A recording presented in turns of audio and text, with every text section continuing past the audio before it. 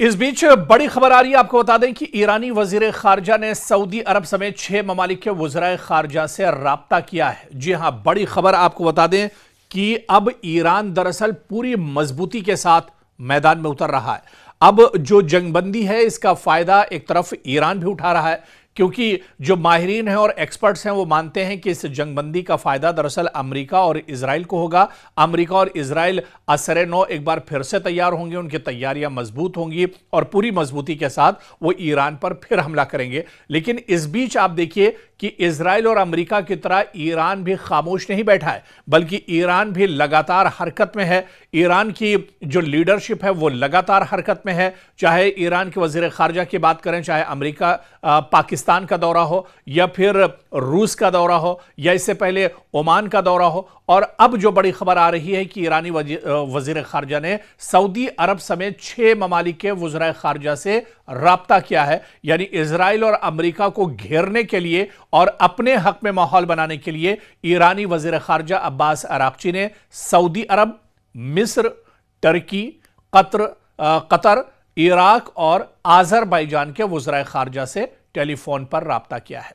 Iran के सरकारी खबर रसा इदारे के मुताबिक वज़ीर खारजा ने इन ममालिक के वज़राए खारजा को इलाकाई पेशरफ्त और जंग के खात्मे के हवाले से ईरान के मौक़िफ़ से एक तरह से आगाह किया है।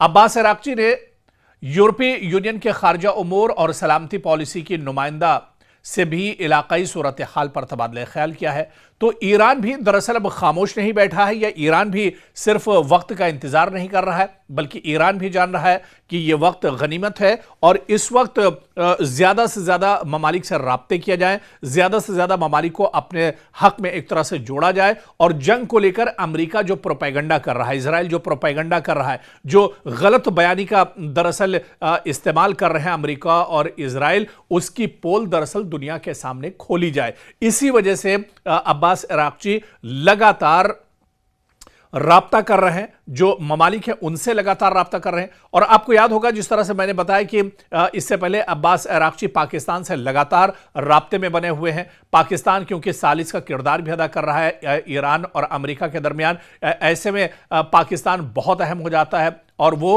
एक के बाद एक कई दौरे दरअसल पाकिस्तान में कर चुके हैं। इसके अलावा रूस का दौरा हो या फिर चीन की लीडरशिप से मुलाकात का मामला हो या फिर ओमान का दौरा हो। और अब जो बातचीत हुई है ईरानी वजीर खारजा अब्बास अराक्ची की, वो दरअसल सऊदी अरब, मिस्र, तुर्की, कतर, इराक और आज़रबाईजान के उनके जो अपने हम मनसब हैं यानी वज़राए खारजा से टेलीफोन पर उन्होंने राब्ता किया है। और यह राब्ता महज इस वजह से किया गया है ताकि जो सूरत हाल है वो एक तरह से बताई जाए और जो प्रोपेगेंडा इस जंग के बीच में दरअसल अमेरिका और इजराइल की तरफ से किया जा रहा है, इसमें सच्चाई क्या कुछ है वो ईरान दरअसल बताना चाहता है। और ऐसे में इन तमाम ममालिक को अपने से ईरान करीब करना चाहता है, क्योंकि यहां पर एक चीज और बहुत अहम समझनी होगी।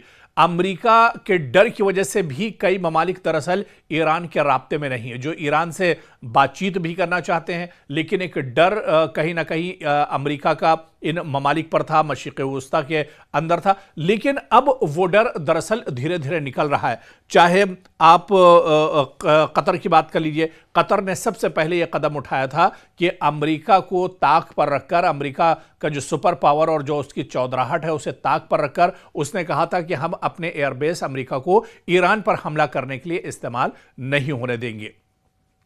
और इसके बाद जो हालत अमेरिका की इस जंग में हुई, पूरी दुनिया ने दरअसल देखा।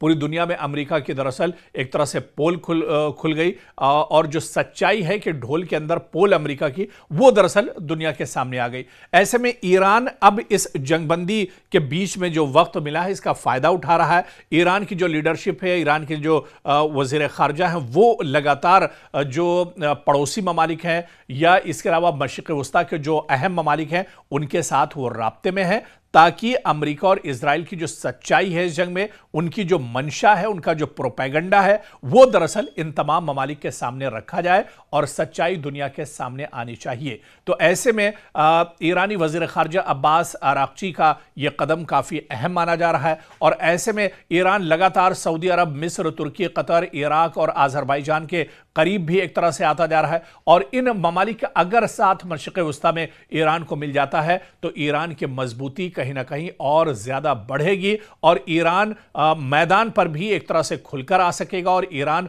और मजबूत होकर एक तरह से अमेरिका और इजराइल के सामने खड़ा होगा।